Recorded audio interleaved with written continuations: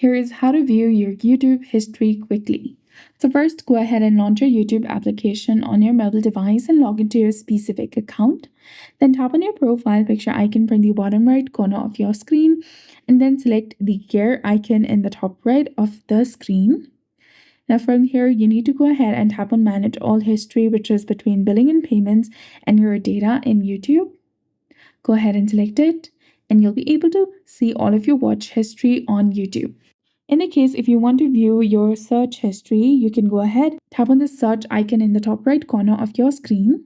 And in the case, if you have done any searches on your YouTube or your YouTube search is not paused, you'll be able to see the YouTube search history right over here.